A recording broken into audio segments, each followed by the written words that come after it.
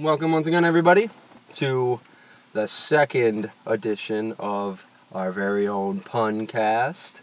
Puncast? We've done this only twice. I guess only one. This is only our second time. Well, officially. Yes. That first time felt like there was like 5 of them. Well, we did record some other material towards the end that didn't quite make it, but I didn't really know where to fit it into the first one, so I just kind of just let it be.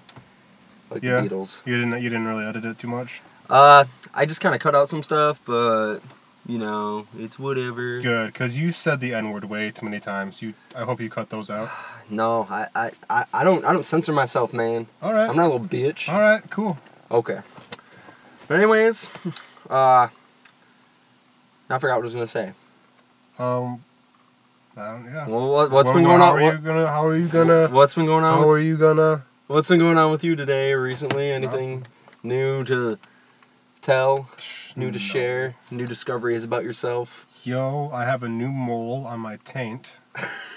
How do you find that? Are you sure it's new? The hand mirror. I guess I don't know if it's new. I may have been born with it. Who knows? Are you sure it's not just a little shit stain? I don't know. I mean, because it came right off. So I don't know what it was. Man, you gotta check your taint. Has zero direct sunlight. You know. I don't know how I'm getting melanoma there. But okay. Man, seriously though, what's up with you? Not much. Not much has changed. I'm still the same person I was a week ago. I doubtful. We're constantly changing people, so. But it's minute differences. That's some really uninteresting bullshit. Yeah. All right. All bullshit is uninteresting in my life. See any cool movies lately? Actually, I just got finished watching like half an hour ago, House of 1,000 Corpses. You know what that movie is? No. It's Rob Zombie's first movie. Okay. You've heard of like The Devil's Rejects? Yeah, I've heard of Rob Zombie. Well, have you seen The Devil's Rejects? No, I've never watched a Rob Zombie movie. Oh well, I was surprised to hear that he actually makes good horror movies, and I checked out Devil's Rejects quite a while ago, and I was pretty impressed. And then I watched his Halloween remakes, and while the first one was kind of shitty, the second one was actually really fantastic. I was surprised. Don't believe you. You don't believe me? No. Well, the consensus on Halloween 2, the remake, is you either hate it or you think it's a masterpiece, and I'm in the latter. I think it's just incredible. It's a masterpiece. I think it's an incredible piece of horror. Horror? Horror. Okay. Not horror. It's an incredible piece of horror. Breaking off I just want to fuck over and over and over. That's weird that you keep a single piece just like in a freezer and you thaw it out whenever you're horny. Honestly, that kind of sounds like something out of a Rob Zombie movie. Yeah, probably, but it's a masterpiece. But House of 1,000 Corpses is his first movie, and you can tell that it's his first movie. I don't think it's as good as his other movies, but there's still some pretty fucked up stuff in it that he knows how to get under your skin. There's mutilations, there's kidnappings, there's a lot of pretty basic horror stuff, just, pushed to the limit. All right. It's basically about these two couples are just, one of them is Rainn Wilson, which was weird, because this was before he was on The Office, so I'm like, that was weird.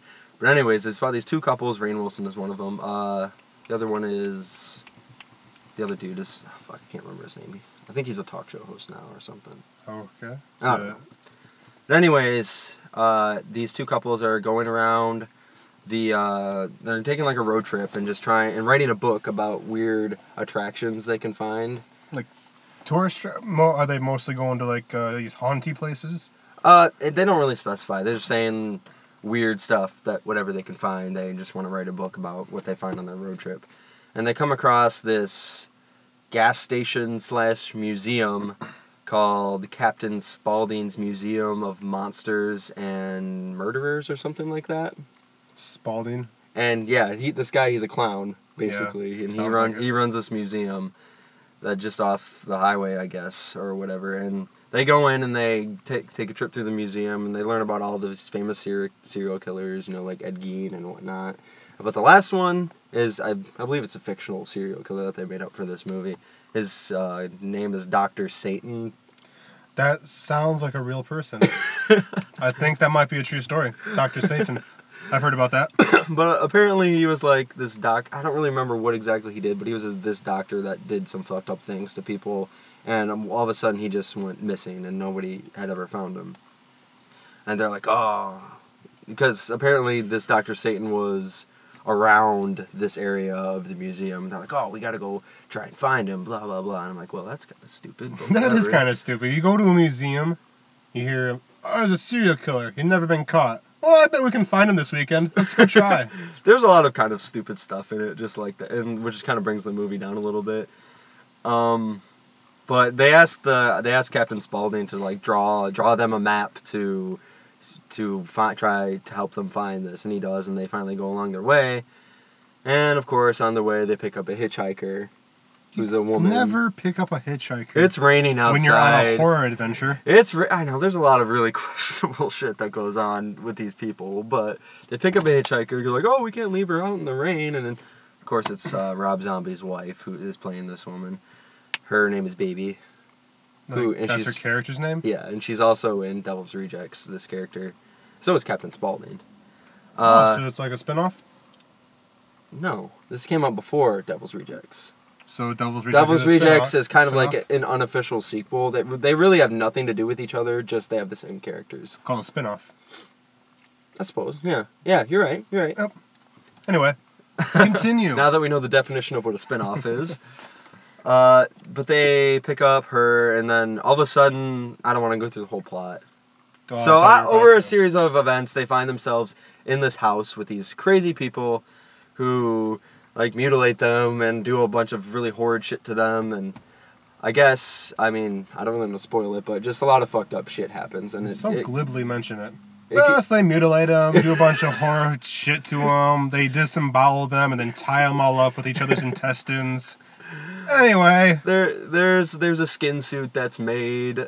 I'm not gonna say. It's not even original. I'm not gonna say who it is, but it's pretty messed up. Is it a shroot suit?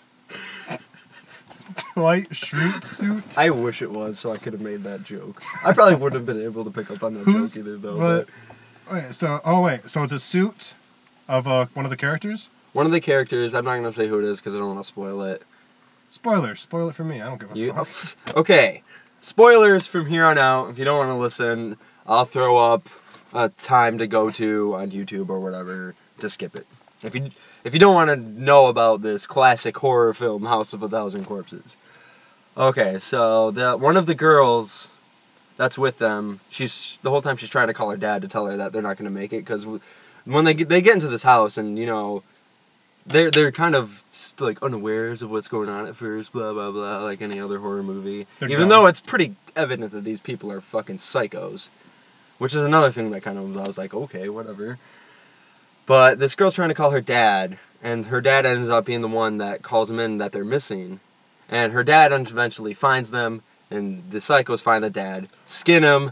He puts on the suit of this girl's dad, and then goes up to her and starts like fucking messing around, not like.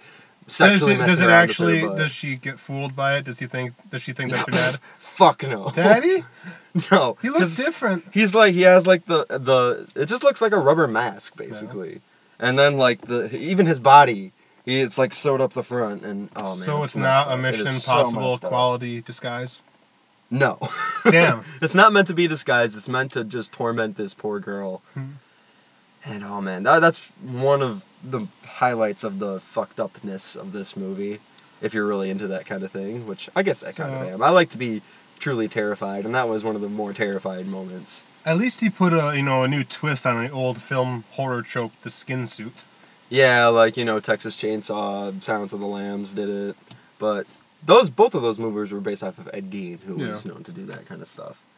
But this was just, it was messed up. And then eventually, still spoilers, they kill Rainn Wilson. No. And he's the first one to go. And turns him into like a fish boy his torso is Rainn Wilson, dead, obviously, and then they connect him to a fish or something like that, and that's pretty messed up too, obviously. Fish boy. The worst part of that is the name. Yeah, there was, Fish because boy. in the museum at the beginning, like at the end, you find out that Captain Spaulding is kind of in cahoots with them, which is fucking obvious, because the very beginning of the movie is these guys go in and try to rob this museum, and Captain Spaulding just kind of kills them. So it's already evident at the beginning that he's, if it wasn't before, just because he's a crazy fucking clown. Okay, so the beginning is you introduce the museum, introduce these two strangers, and introduce Captain Spaulding. Uh-huh. And then right away you show that he's a murderer. Well, at the very beginning, the first thing you see in the movie, first shot of the movie is of Captain Spaulding, and he's just working in his museum, and these two guys come in and try to rob him, and he's you can just tell he's totally unfazed by these guys, and you're like, oh well, now you know that he's gonna fucking fuck them up, because he's not shaken one bit by having a gun pointed into his face, and eventually one of his another guy that works at the museum just comes in with an axe, I think it is, and just fucking kills him. And then kills one of them, and then Captain Spaulding shoots the other one in the face. And then it cuts to Rainn Wilson and the gang, which is Rainn Wilson, this other guy, I cannot remember the actor's name. I think, whatever, doesn't matter. And two girls. Carson Daly. No. I think he does the... Well, remember when we were watching that show, you wanted to show me that black guy that sounded like Cleveland? What show was that? Was that Dave Attell? No. It was the host of that show. The host of that show, I think, was Dave Attell. What's the name of the show? It was Underground with Dave Attell? Comedy Underground with David. Yeah. It wasn't Dave Attell. I'm thinking of somebody else then. Okay. Never mind. Maybe he was one of the contestants on... No, I don't... It doesn't matter. Where was I? Oh, you were trying to figure out who this person was. Before that. I don't know. That's all I'm interested in. Well... Anyway, yeah. It doesn't matter. Rainn Wilson dies. Yeah, and that... Okay, the climax is the other three people... They I have no idea why, but they put them all in like bunny costumes, take them to a place where they obviously had buried a ton of bodies, and then one of the girls gets away. She ends up getting killed, obviously, and then the other two they put them into like this big coffin and put them into the ground where there's just like water underneath them, and all of a sudden all of these like things come out of the water and like tear the coffin apart. The fuck? Yeah. Like zombies? I don't know what they are. I don't know exactly what they are, but I'll get to it in a bit. So the girl ends up escaping. Yes. The girl ends up escaping that coffin. I don't really remember how. She ends up I think they killed the guy or started like eating the guy or something. It's all foggy. It's all just this big foggy fucked up part of the movie. This really bothered you. Maybe it did. I don't know. You just blacked out in terror. But she gets away, and they like. Then she runs into these other two people that they're like. She gets away and runs down a tunnel, and she finds like this tunnel system and runs into two other guys, and they just like rip off the bunny costume, and she's wearing like a dress that they threw her in earlier in the movie. That looks kind of. How many clothes do they have for her? It looks like outfit changes. I think they were trying to dress her up like Alice from Alice in Wonderland. Oh. I think that's what it was. Like going into the rabbit hole of just fucked up things. And she eventually finds this room where this like demented looking thing is operating on some other things, some body, and there's some other fucked up people in there. And then Dr. Satan shows up and tries to kill this girl. Dr. Satan. And in one of the stupider moments of the movie, instead of killing her, he just like knocks out one of the supports in the tunnel, and part of it collapses and falls on top of Dr. Satan, but not the girl. And then she ends up escaping. And Captain Spaulding... Who knocks out the support beam? Dr. Satan. Dr. Satan knocks it out and kills himself. Yeah. Why?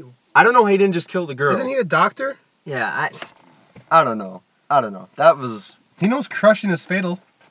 But then the girl escapes, walks down the road, car picks her up, it's Captain Spaulding. And she's like, oh, well, she's not like, thank God. 'Cause she's so, like, she's all bloody and shit, and she's just about to pass out. And then right when she passes out, one of the guys from the house like gets up out of the back seat. And it's like, oh my god, she's not safe. And then she wakes up and she's like on Dr. Satan's table. I guess he made it out. So Dr. Satan is alive now. Maybe he didn't die. I think it may have been Dr. Satan, or it may have been this other fucked up looking thing that was operating. I think it was actually Rob Zombie. Okay. But, it was only on screen for a little bit. But that's pretty much the movie. At least the climax. In a very, very vague terms, that's the movie. How would you rate that? On a scale. Say, do you get it? Don't you get it? What say you? I get it. I would definitely recommend it to people that are really... If you've seen other Rob Zombie movies and you dig them, then I would definitely check this out. And if you just, are really into horror movies, I would definitely check this out. So yeah, I get it. I did enjoy it, even though there were some stupid moments, and you could tell that he was a little shaky on his filmmaking ability at this point. But, good first effort from the now famous auteur Rob Zombie. I never thought I would call Rob Zombie an auteur, but I definitely would say so. His movies definitely have a similar vibe to them. And I dig it. Like I said, Halloween 2 is great. Devil's Rejects is great. I haven't... another one, his latest one, Lords of Salem, is really cool, too. Check those ones out, too. I'm not. I won't... I don't... You know what? You can say they're great, but they're still Rob Zombie movies, and at the end of the day, they're still just mutilations. And... Well... You need a lot more than that to hold my attention for 90 minutes. This first movie was mostly just... That's where the big... What the big selling point of the movie is. But the other ones actually have a lot more to them. Because, Halloween 2 showed a side of horror movies that it probably has been done before, but I've never seen before. It's that, have you seen the first Halloween movies at all? The Carpenter? Yeah. Yes.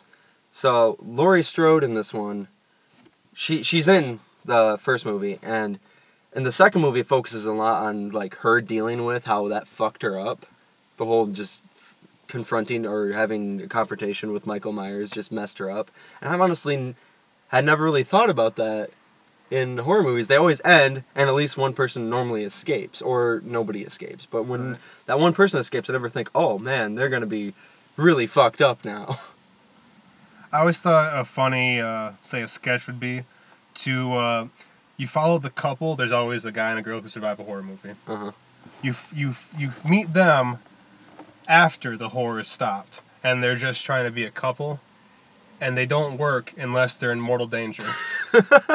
Now that they're all safe and secure, they hate each other. But whereas Halloween 2 actually kind of deals with that, the aftermath, the aftershock. Because her parents die in the first Halloween movie. Michael Myers kills them. And so she goes to live with one of her friends who was also attacked by Michael Myers, but was handling it a lot better. Drugs. Yes. Gotta do drugs. Kids, you gotta do drugs. And that's pretty much just what most of the movie's about. And then she shoots Michael Myers in the face in the first movie, but somehow he survives it. Obviously, because he's Michael Myers. That mask is magic. That fucking William Shatner mask. Did you know that? Yeah. Yeah? Yeah, I've heard that. Yeah, that the mask in Halloween is just a William Shatner mask spray painted white. I've never heard that. You didn't know that? I thought you were talking about William Shatner raping Jamie Lee Curtis. What? You've never heard that? No. Oh. Are you fucking with me? No. Really? It didn't happen, but I heard it. It didn't happen, but you heard that happened. I mean, I heard it when I said it. Anyway, go ahead. Now you made me... Well, yeah, Michael Myers returns. He gets shot in the face. In Halloween 2, and he ends up... Does he at least have a big bruise on his head somewhere to show they just got shot in the face? Honestly, I did think about that, but I just kind of... Everything else in the movie just kind of made me forget about that. Do they ever show him outside of the mask? Yeah. Yeah? Yeah, they actually do, which...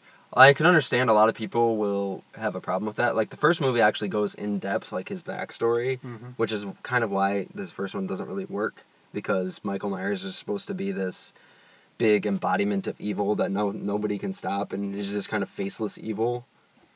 Just kind of movies. I don't know. Slasher movies like that are just kind of boring to me because there's really no motivation. It's just I'm here and I'm here to kill. Yes, Here but we go.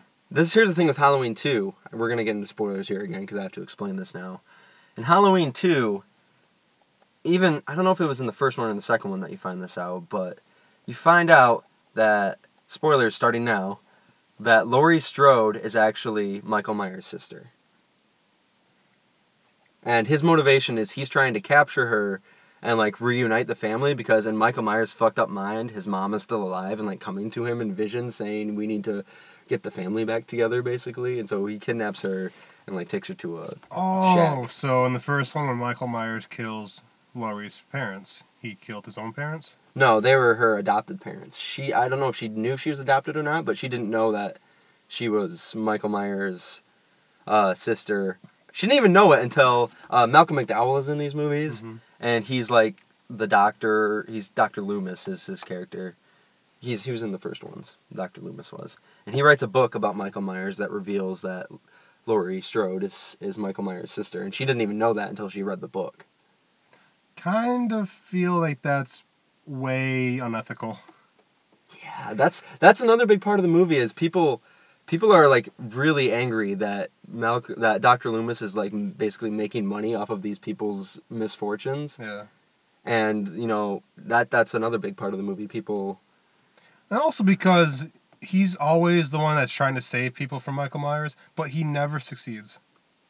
You know, he's always one that shows up to town. We've got to stop him. He's evil. And then by the time the movie's done, everyone is dead but one person. yeah, And Loomis. right. He always survives. Maybe he's Michael Myers. No, Michael Myers is Michael Myers. That's his name. Isn't it in the first one he kills his sister? I honestly haven't seen the first one. Oh, I think that's like the first time, like he's a kid. That's how it begins, and he kills his sister. And Yeah, that's how it is, and that's how the remake begins too. But So it he goes has way two more. sisters? No. Well, if he kills one sister. Well, yeah, no. right. He has two sisters. Sorry, Okay. but yeah, just goes way more in depth about how he was as a kid, and like probably the first half an hour is him. He's a kid. Wow, really? Yeah. Is it mostly him inside of like a home or something, or is it The the lead up to the murder of his sister? Well, they kind of show just like he lives. You know, he lives in a troubled house. Like his mom isn't a very good woman, and neither are any of the people he lives with, and that's part of the reason why he's all fucked up. But he goes to school, and you know he gets bullied and shit, and Oh. man, I really wish I remembered this more. What happens to his mom? His mom ends up killing herself Okay. because Michael ends up killing his sister and his stepdad, mom's boyfriend, somebody, and his sister's boyfriend. And so he gets taken away to a juvenile penitentiary, and she would go in and visit him every once in a while. His mom would go in and visit him every once in a while. But then it just got to a point where he just stopped talking. Like, and when he killed all those people, he was wearing the clown mask. I'm pretty sure he did that in the first one too. Yeah. And he just, while he was locked up, he just started making these masks, and eventually he would only talk to people if he was wearing a mask. And or he wouldn't even talk to people. He would only go in front of people if he was wearing a mask, because apparently it made him feel safe or something like that. And eventually he just stopped talking, and his mom ended up killing herself. So that's kind of like what he needs is for Adam Sandler to come and give him magic sunglasses. Yes. That would have cured him as a kid. Yes, to make him invisible. I feel like Big Daddy is the alternate version of Halloween. Like the mom dies, the kid's all alone. But this time Adam Sandler's there instead of Malcolm McDowell. Malcolm McDowell. Man, I think we breached into a new little conspiracy theory here, that Big Daddy is the alternate universe to the Halloween franchise. We know that kid in Big Daddy is a twin. Oh, Fucking Zach and Cody. yeah, Zach and Cody, Disney. Did you ever see that one, Zach and Cody make a porno? No, how is it? It's really weird.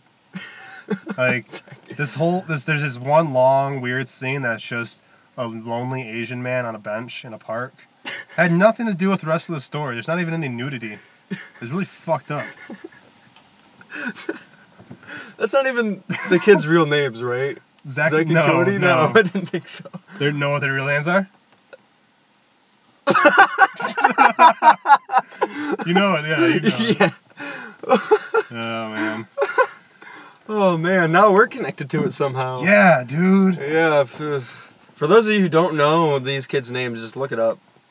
Just look it up and then... And our names are Dylan and Cole. Yes. That's the other side of the coin. Alright.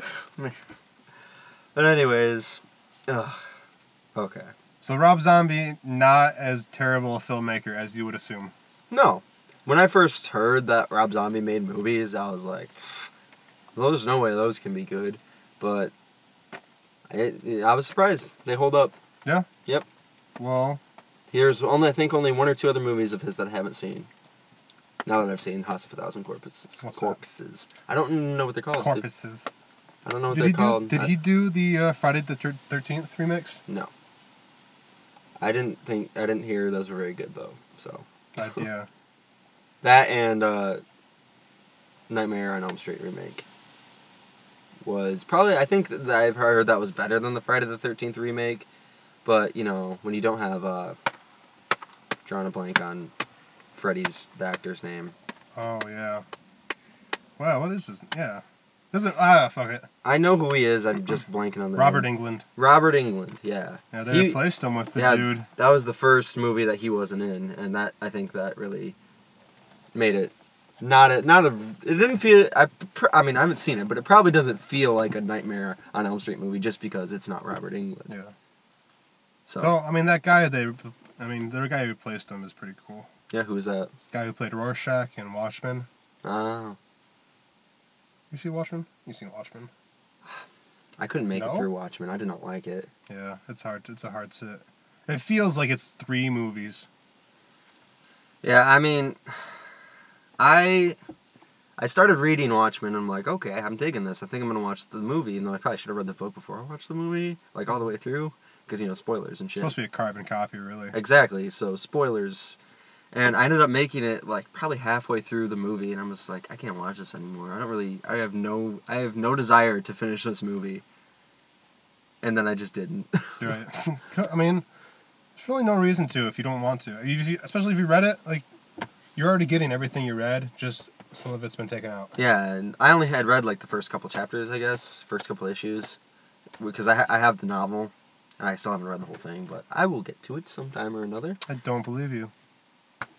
Think I'm just going to buy a book and not read it? Yeah. Who does that? I don't know. Probably a lot of people. Why would somebody do that?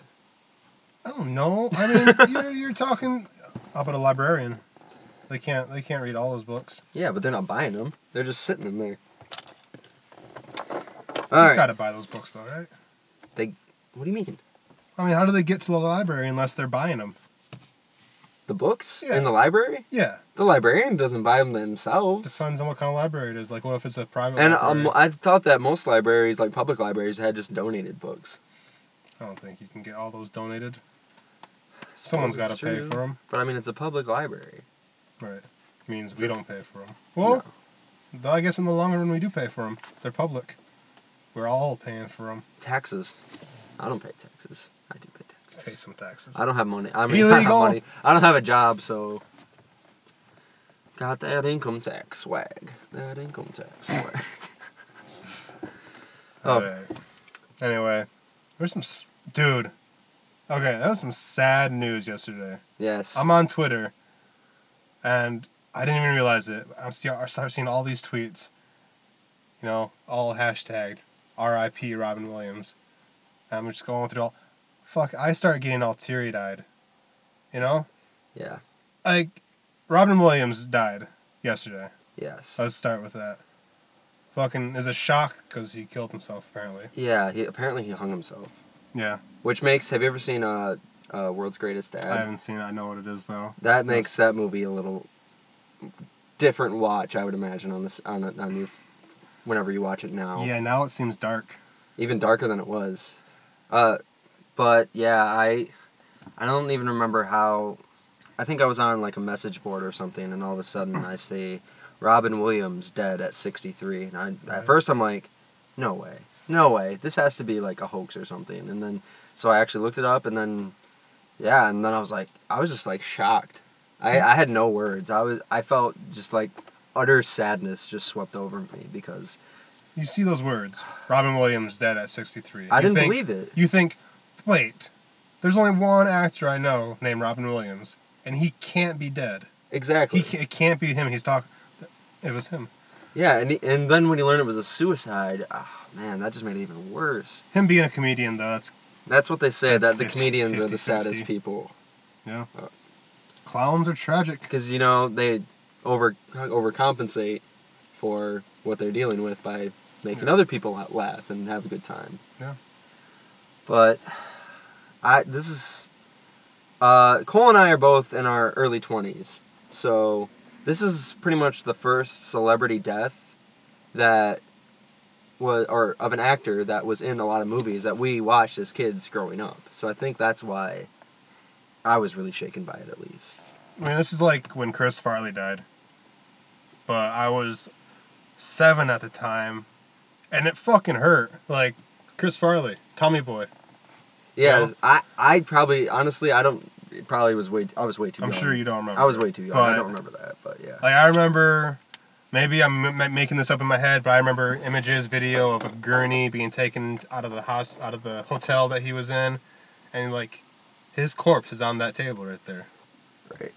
That's heavy shit for a kid to deal with. Damn. And now, with Robin Williams dying, I'm even more emotional about it. You know? Right. Just tonight I listened to Mark Maron's podcast, WTF, and he reposted the episode with Robin Williams in it. And he did that last night. As soon as he heard the news, he recorded a new intro to it, and he's going on about how the world lost a great person. And I'm at the store. I'm working. I'm stocking shelves and shit. And the whole time I just got this massive lump in my throat. Yeah. Sorry. It's I don't know. I can't even explain. I didn't think the death of Robin Williams would affect me this much. I never even thought about it because Right? he wasn't that old. I mean, he's old, but not like he's gonna die at any minute old. John Goodman. They're probably similar age. Right. You look at John Goodman and think he might drop dead soon. That's true, but he's You're prepared for it. Yeah, or like another one I thought of was Stan Lee. When Stan Lee dies, it really could be any day now. Yeah. And even though it could be any day, it's still going to shake up a lot of people, but it's going to be a little less just because it's not as sudden, or just he's an old guy. It's going to happen pretty soon. Within the next 10 years, he'll likely die. Yeah. But with Robin Williams, it's just so unexpected, and then just like the nature of how it happened just makes it even so much heavier. And even still when I think about it, I just still can't believe it. The idea of him especially, being so sad is heartbreaking. Exactly. Because that makes it even worse because he perpetuated so much joy on screen. All of his characters, in his comedic family movies, he was a really happy figure most of the time, at least, mostly. He was Genie. Yeah, he was Genie. He was Genie. Genie's the fuck. Genie's dead. I think we're at the point where you can tell someone's impact by the amount of tweets their death gets. Right. R.I.P. Robin Williams was trending. Probably still is. I wouldn't. I'd believe it if "Oh Captain, My Captain" was trending too. And you just see all these, 140 character tributes to that don't do them justice because they're 140 characters. Exactly. You need a blog entry for that.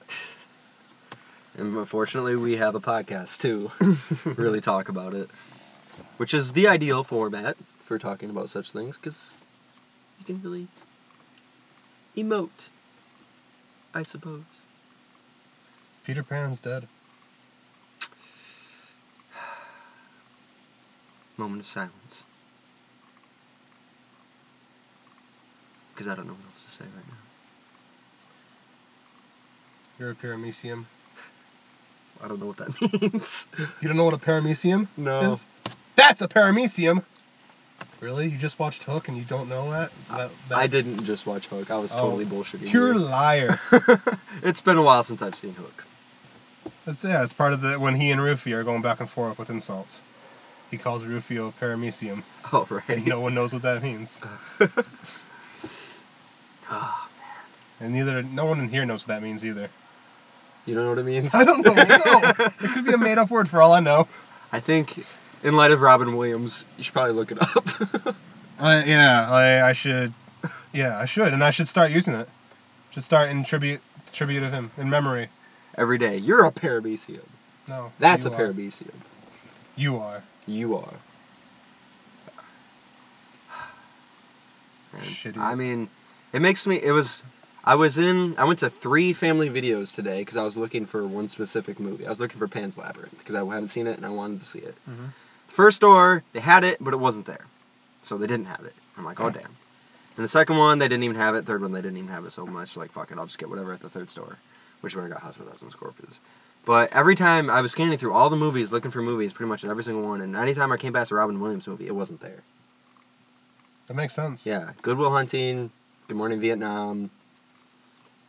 There was even a few other ones I can't remember that they were just cleared out, and I'm like, well, that makes sense. I was actually gonna pick one up, but maybe I'll just Netflix some of those shit. Some of that shit, like Hook. I know Hook is on Netflix, and I really want to watch Aladdin, but I don't have it, so. Like, I don't know. I try to make sense of it, like when a suicide happens, and I guess you're always trying to think of a reason why, and the reasons why are just are personal, or two, and you can't even fathom why a person would take their own life. But then you're thinking, well, maybe his career is waning, and he's sad about that. You know, he just had a canceled TV show. I think it was canceled. It wasn't very well watched anyway. And I think his last movie went like straight to Redbox. Yeah, I was shocked he by honestly hasn't. I can't think of any worth. This sucks to talk about because you know how he's passed, but I can't really think of any worthwhile movies that he's been in the past. Happy Feet. 10 years. Happy Feet. Well, yeah. I mean, his 10 years. I mean, he did World's Greatest Dad. That's pretty good, right?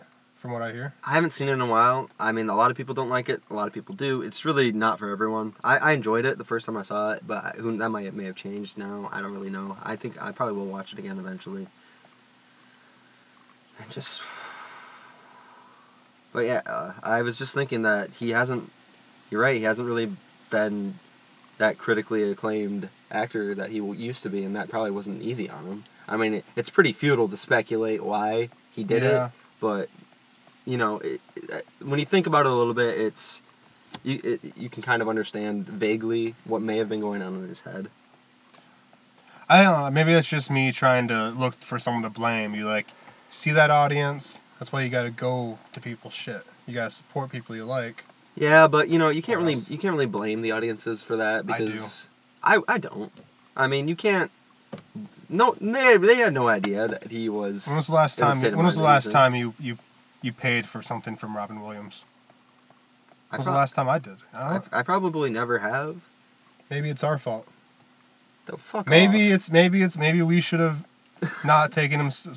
We took him for granted. Look at the way we reacted to his death. We assumed he would never leave, and now he did, and we can't even make sense of it. Even though we've never been watching his movies, we haven't been watching his TV shows. When was the last time you watched his stand-up special? Have you ever watched him do stand-up? I haven't, but I've heard it's fantastic.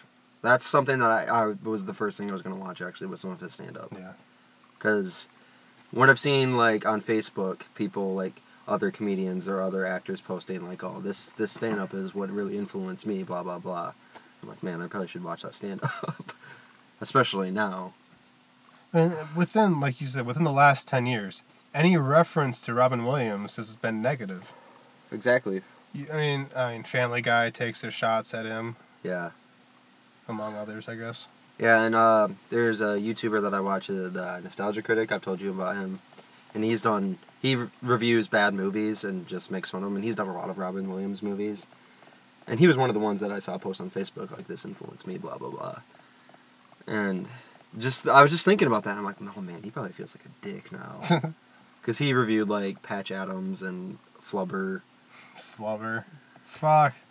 I love Flubber. I haven't seen Flubber since I was a kid. Well, neither have I. That's why I love it. There's probably been other movies, but still. Jack. He did Jack, too, actually, yeah. Yeah, that was a weird one. Yeah, Francis Ford Coppola did. That was really? Yeah, he directed that. Holy shit. Yeah. That's, with that and Bram Stoker's Dracula, I'm like, maybe I shouldn't check out The Godfather. But, I mean, that's one I haven't seen that I know I should. And Godfather's good. Yeah, but Godfather 3? I didn't finish that. I couldn't sit through that. That's what most people say. That was my Watchmen. Yeah, I know some people have said, I've heard some people, one person I talked to about The Godfather, they said, I don't even bother watching Godfather 3 just because I know that I'll hate it. One person I talked to about Godfather said Godfather 3 was their favorite. Really? Yeah, they weren't too impressed with the first two. Well, they must be, well, actually, I haven't seen them, so I guess I can't judge. So, but you're probably like, I'm probably not going to take any movie recommendations from you. It was before I watched any of them, really. Oh, okay. I mean, we're off topic. Well, we can change topics, because this is a sad topic we were on. Right. We can't talk about Rob, though he deserves to be talked about forever. His legacy will live on for hundreds of years. He'll always be remembered, which is one of the best things you can think of. His legacy will live on, and people will always enjoy his movies, and that's one of the best things you can think of in a time like this. Let's make things a little more cheerful. Okay. Let's talk about The Godfather. I've never seen The Godfather. Oh, yeah. Never mind, then. What else could we talk about? What else has been going on lately? The Middle East is fucked up. I told you in the last podcast. I don't pay attention to that either. Do you really need to pay attention? You could just say, yeah, sure is. Yeah, sure is. Anything else to add? I think that's just about it. Africa's fucked up. Africa? Yeah. What's going on in Africa right now? Well, I mean, it's always been Africa. It's always been Africa. It's the birthplace of civilization and the birthplace of warfare, I guess. But that's here and out there. Today, we're dealing with Ebola. What is it with Ebola? I've heard that, but I haven't really looked into it. What exactly is up with that? Well, I guess there's been an outbreak going on in West Africa for a while. Yeah? So there's people out over there helping. And 2 Americans caught it. 2 American health workers that were over there. Okay. What exactly does it do? It is a bacteria that causes you to bleed from every orifice. Yikes. You will die. I thought we were going to talk about something cheerful. This makes me... I mean, I don't... Ebola? Yeah. That's a more cheerful subject than Robin Williams' death. You think so? Yeah. Comparatively speaking? All right. Let's talk about the memory of Ebola. I mean, the memory of Robin Williams. The memory of Ebola. I have fond memories of Ebola.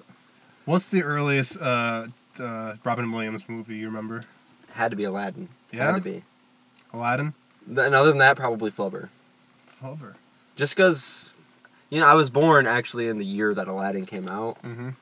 So that's on that, and maybe Hook. Mrs. Doubtfire. I didn't see that one until a little later on in my childhood. I love Mrs. Doubtfire. Yeah. Oh, man, He I forgot about was the Mrs. shit. Doubtfire. Dude, they were working on a second one. With him in it? I'm pretty sure. Huh. Chris Columbus was gonna direct. He did the original. Oh, okay. And yeah, Robin Williams was gonna star as Mrs. Doubtfire too. Oh man. I mean, I would have hoped that they added a secret agent, element to it this time. That would have been cool. Okay, actually, I just thought of something to bring us off the topic of Robin Williams. May he rest in peace. Because you brought up a sequel to a sequel to a movie from long ago. You see that they're going to be rebooting Ghostbusters? Yeah. With an all-female cast? No, that's what I hear. There's a rumor. Yeah, and I thought of that because when I heard about that after hearing about Harold Ramis dying, I'm like, well, I don't really care about that. If Harold Ramis and Bill Murray says he doesn't really want to be in it. He's never been interested in Ghostbusters 3. Yeah. But if Bill Murray, Harold Ramis, Dan Aykroyd, and I can never remember the third guy, the fourth guy, the black man. I can never remember his character's name. That shows you. Am I racist for not remembering his name? Very. Do you know his name? Is his name Winston in the show? Yeah, but what's In the the movie? actor? What's the actor's name? I can't think of it right off. Well, anyways, he would have to be in it too for me to even care. Yeah. But now that it's a reboot, I don't really see myself caring any about a Ghostbusters movie without those characters in it. I'll absolutely watch it. Ghostbusters 3 or Yeah. Ghostbusters a reboot, whatever. I'll watch it. With Absolutely. all women? Yeah. And now you're a sexist. I'm not saying I'm With sexist. all women? I'm just, You need a man. Get a dick in there. Balls. There's nothing wrong with that. It's just I don't think it would have the same impact. It's not going to have the same impact as the first movies, obviously, but just without those characters, I just have no interest in that. Is all I'm saying. It could be bridesmaids with proton packs, or whatever they wear on their backs. Yeah. It's Paul Feig that's making it. That's the rumor, and Paul Feig is signed on to direct. Yeah, but other than Bridesmaids, he hasn't made very. I mean, I like Bridesmaids, but I don't think it's like spectacular. And other than that, he hasn't really made any good movies. He made The Heat. You think that was good? Yeah, it was very good. It's hilarious. You saw it? Yeah. Really? The Heat? Yeah. Yeah. Huh. I never wanted to see that movie. It looked terrible to me. So. Oh, so you didn't even watch it? No. Oh, okay. No. He also looked made, awful, so I never. He also made. I mean, he was involved in Freaks and Geeks. Really? In I think Undeclared as well. His first movie was Unaccompanied Minors. Never seen it.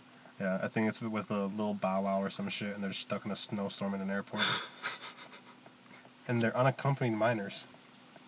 Oh, so like Home Alone. Hence adventure, but they're not home, and they're not alone. So like Home Alone 2. But without being alone. Yes. Is there people after him like in Home Alone? I seem to remember there's some kind of security guard after him. I guess I don't know because they're unaccompanied minors, so you need to capture them, so they're accompanied. Oh. I've never seen it myself. Well, fuck that. It has a little Bow Wow. It must be good. I might be racist thinking it's a little Bow Wow, because I feel like this is 10 years after Little Bow Wow was a thing. What year was it?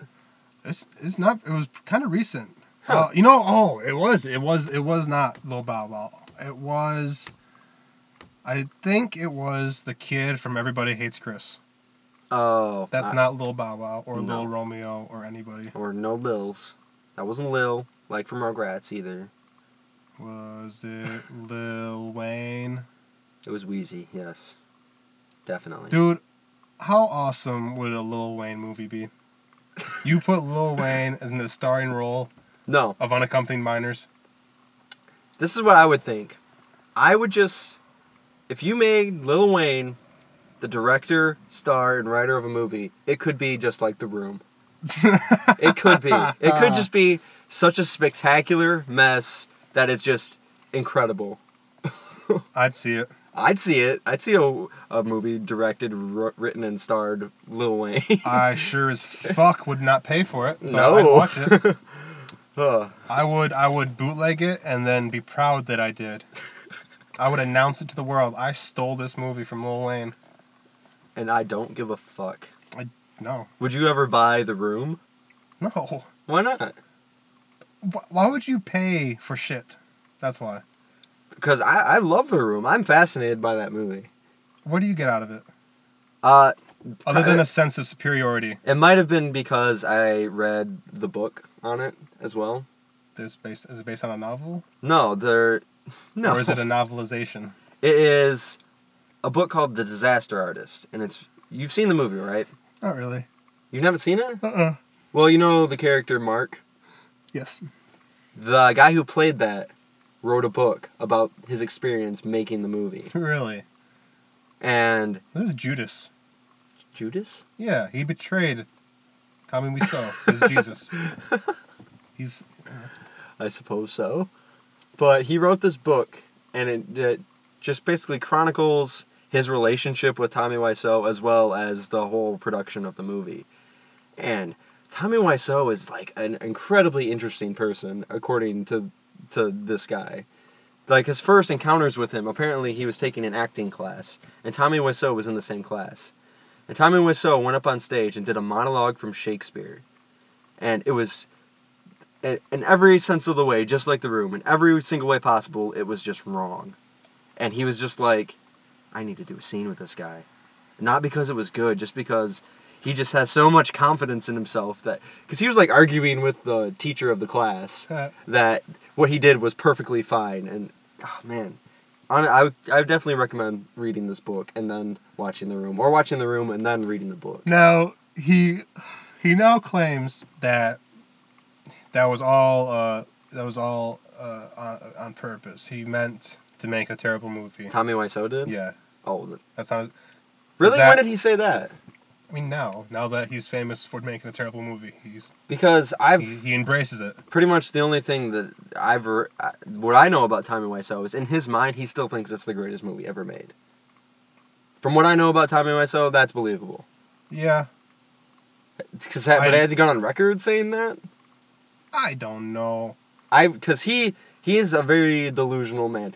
Why doesn't he hang himself? He must be a very happy man now that his movie is so well known.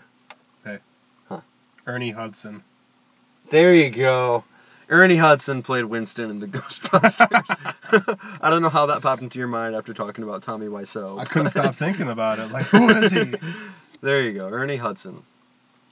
Who is still alive. Right?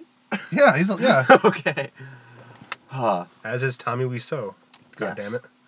But he in this book he keeps mentioning how this guy, his name is Greg, the guy who played Mark.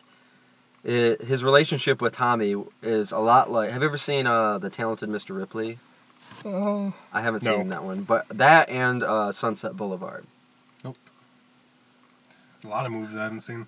Well, in Sunset Boulevard, the main character, he's about to lose his apartment and his car because he's a writer in Hollywood and he's not making any money in it. And he ends up getting chased by these guys trying to take his car, and he pulls into a driveway trying to get away from them.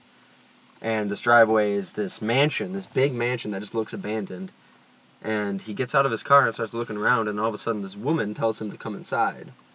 And it's this silent film actress who had gone, out of style because the talking movies had become big. This is 1950 this movie came out. And he ends up, this entire time she's been like in exile or whatever from the world. She wrote a script for her big comeback movie. And it's awful. It's completely terrible, but she just believes in it so hard. She thinks it's the best thing in the world. And he just goes along with it because he finds out that this woman isn't crazy. Well, she is crazy, but he just finds a certain fascination in her that she is just lonely and needs somebody there to help her along the way. And that's just how Greg felt with Tommy. But another spoiler for Sunset Boulevard, not really a spoiler because it's the first shot of the movie, the actress ends up killing the writer. And that's what had Greg worried. Same thing, another spoiler in Talented Mr. Ripley. Same character dynamic. The Tommy character kills the Greg character. Yeah, I mean, if I was in his shoes, I would think the same. Like, you just look at a picture of Tommy Wiseau, and you look into his eyes, and you're thinking, there is some anarchy in his eyes. Like, he might go insane and just slaughter innocents. Yeah, apparently he funded the movie all by himself, $4 million, and nobody knows where he got the money from. Fuck. And he just says that he has partners that are funding his movie, but apparently Greg finds out that one of these people is like his grandmother, who's dead, and another guy doesn't even exist. So there's he just has money? Or yeah. Nobody knows how old he is. Nobody knows where he came from. Holy shit. Yeah. He is Jesus. And Mark is Judas. There's one theory that I saw that I can never remember the guy's name, but apparently there's a famous robbery on a plane. D.B. Cooper. Yes. And he just disappeared off the face of the earth. Nobody ever found him. No. There's a theory that Tommy Wiseau is DB Cooper. Holy shit! I would love that. I want him to make that movie. There's actually this the book The Disaster Artist. James Franco is making a movie version of the book, and he's playing Tommy Wiseau. Oh God! Oh my God! Oh, that's. He bought the rights to the book, and he's going to make the movie, and he's going to play Tommy Wiseau. And. So you wouldn't have to read the book. You can just watch the movie. And much like the rest of America. What's funny is that Tommy Wiseau is not seeing a dime from that. He didn't write that book, and he's not making the movie. That's kind of funny. But still, I don't know. I just know that. Have you ever seen Troll 2? No. You've heard about it? Yeah. It's in the same vein as The Room, as one of the worst movies ever made, but people just love it just because of how bad it is. Mm-hmm. And the director of that movie, I watched a documentary on Netflix called Best Worst Movie. Have you heard of it? No. It's all about Troll 2. And the director of that movie is very much like Tommy Wiseau in the vein that he thinks that it's the best movie ever made. And nobody will be able to tell him different. I can't believe that. I don't believe anybody looks at, like, even the guy who makes it, looks at Troll 2 as anything more than what it is. It's just, you listen to this guy talk, he's an Italian man. That explains it. He was Italian, and apparently when he made the movie, he did not speak good English. And so the actors were like, I don't know what to do. And he just has this, I don't remember how he's made a few movies, I guess, and I don't know how he funded them, but he's just really passionate about these movies, and I think that's why people embrace them so much, is even though they're just they're just the biggest disastrous movies, just, even though they're that bad, the person behind them was just really passionate about it, and just, that's one of the things that people have speculated that why The Room is so loved, just because of how much of the director is in it, I guess. I don't know. I don't really know how else to explain it. I would explain it as just, it gives the audience a sense of superiority, thinking, what an asshole. Look at this terrible movie he made. If I ever made a movie, there's no way it would be so terrible. That's just in their head now. I don't see it like that. I would never enjoy a movie because of that. I mean, I watch movies and I think, oh, I can make a movie better than this. But I don't really think about that when I'm watching The Room. I mean, I just think, wow, this is just a masterpiece of awful. I could watch this movie over and over again and just be just as entertained as the time before. Just because of how, you can't purposefully make a movie that bad. It has to be somebody who doesn't know what they're doing, but thinks they do. You don't think he can purposely make a bad movie? Yeah, but it's not going to be as enjoyable as The Room or Troll 2, I don't think. I don't think you can, because, like, Sharknado, that was a purposefully made bad movie. You ever seen Sharknado? No. I watched it once, and sure, some of the stuff is so over the top that it's just incredible, but most of it is just boring schlock. Can you tell in my voice that I'm offended when you ask me these questions? Why? Have you ever seen The Room? Have you ever seen Troll 2? Have you ever seen Sharknado? Come on, leave that horse shit at home. I honestly would recommend you watching The Room. It's hilarious. I understand what the point of it is. I've seen parts of it. I get the gist. And that's all I need. I just find those movies incredibly interesting. Just that how something this bad could could be a movie. And the person who made it had to have just been completely delusional. And Rocky they were. Horror Picture Show. I love Rocky Horror Picture Show. Yeah, it's okay. Really? You don't get into it? I mean, it's like, there's parts, it's like, it's really terrible, but parts of it are good, but they're not good enough for it to not be terrible. You know, it's weird. It's not quite The Room, but it's not quite Wizard of Oz. See, from my experience with the Rocky Horror Picture Show, I watched it from beginning to end, and there was not one part where I'm like, that was bad.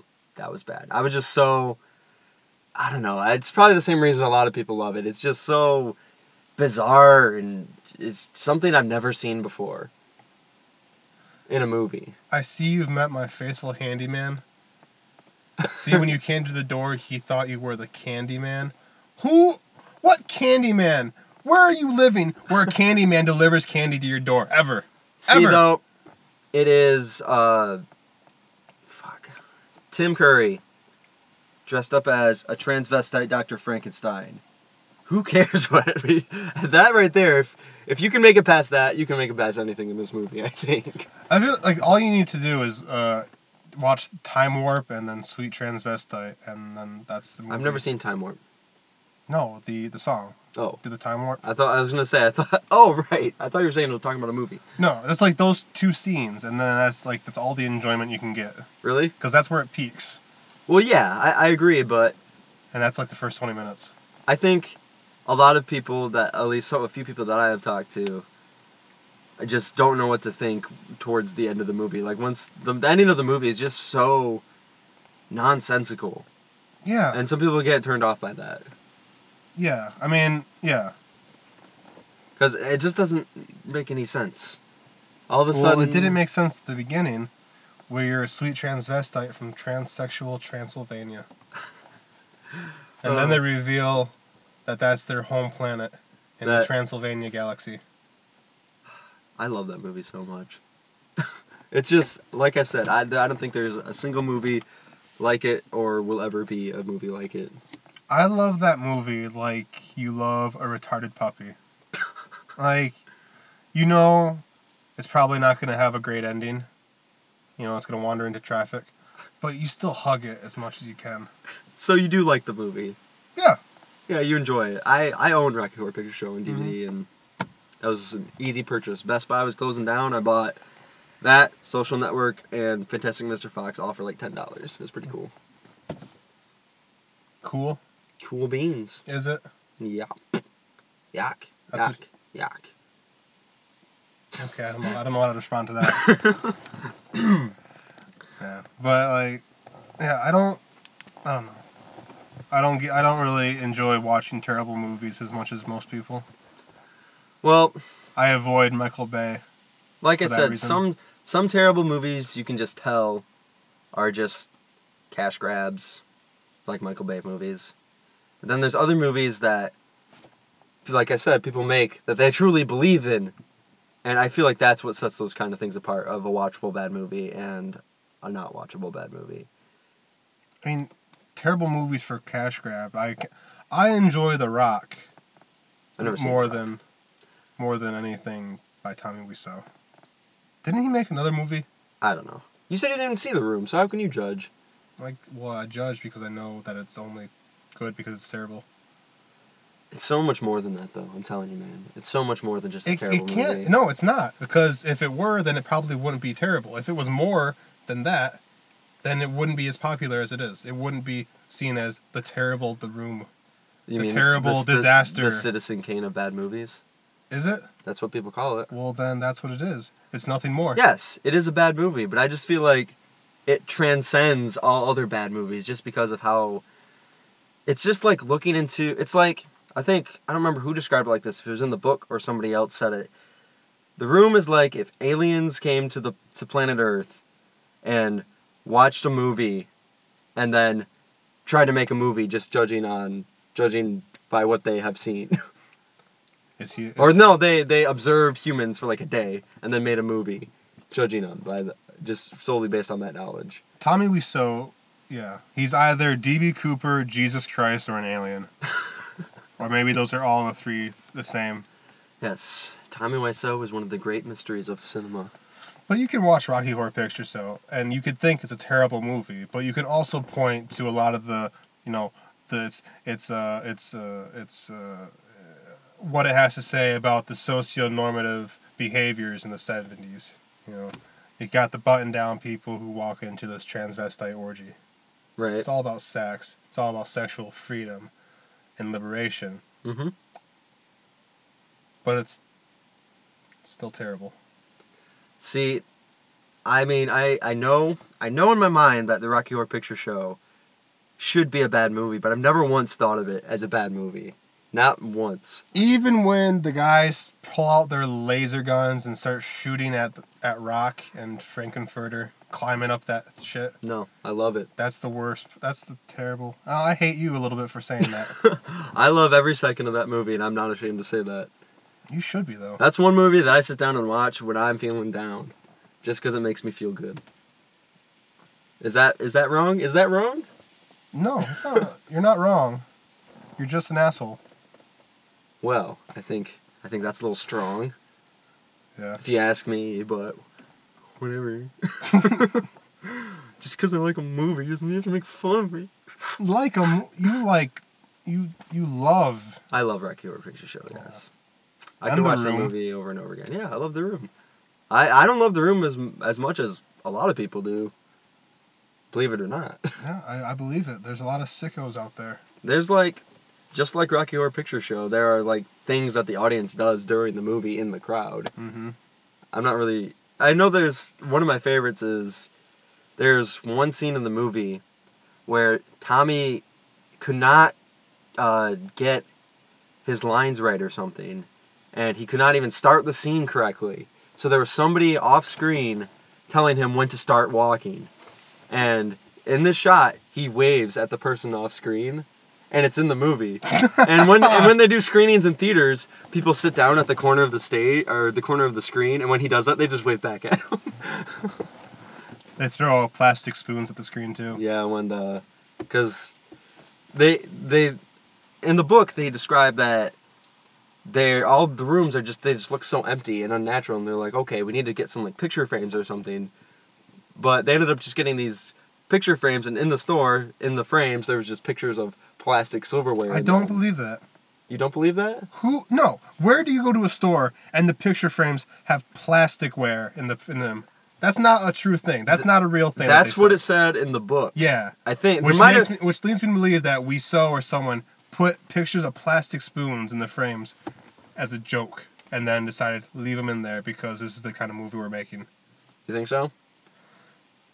That makes more sense than buying a frame with plasticware in it. Why not?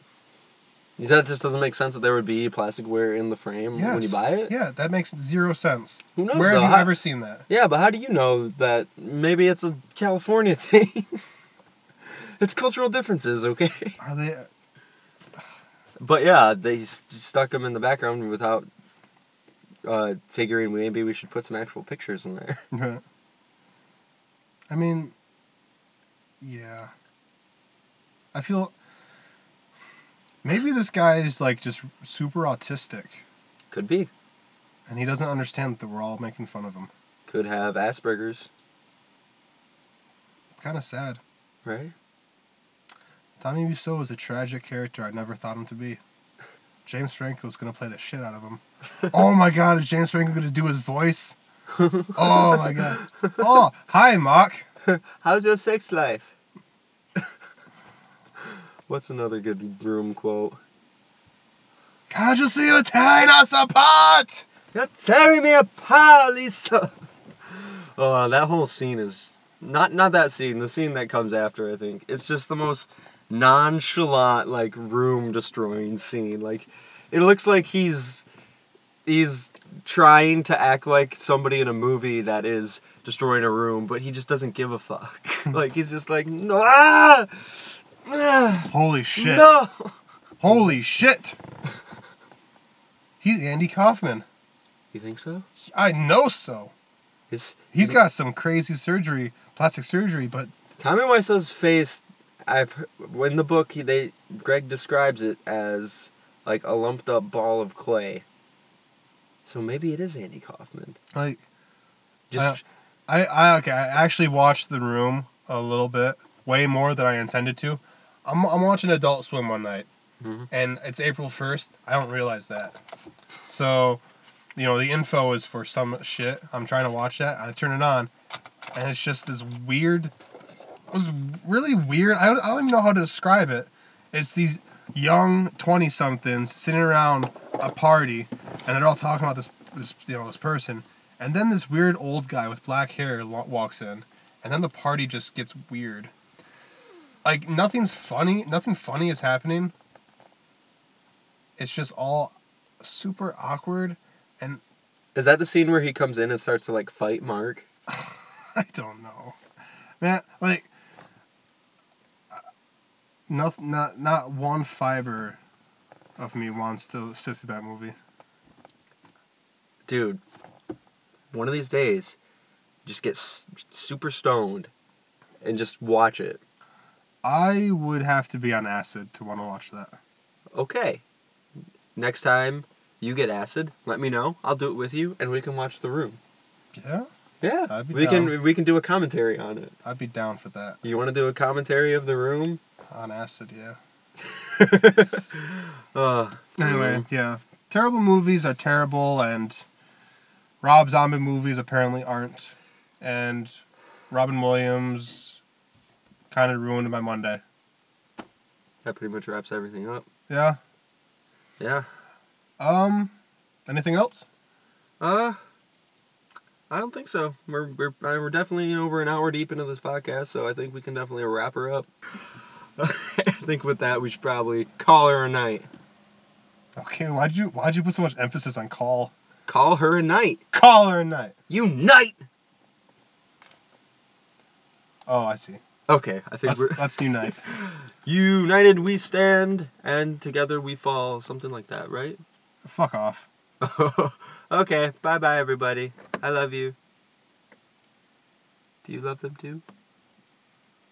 Okay, we've drawn this out long enough. Oh, I thought you quit. God damn. No, okay. Turn it off. All right.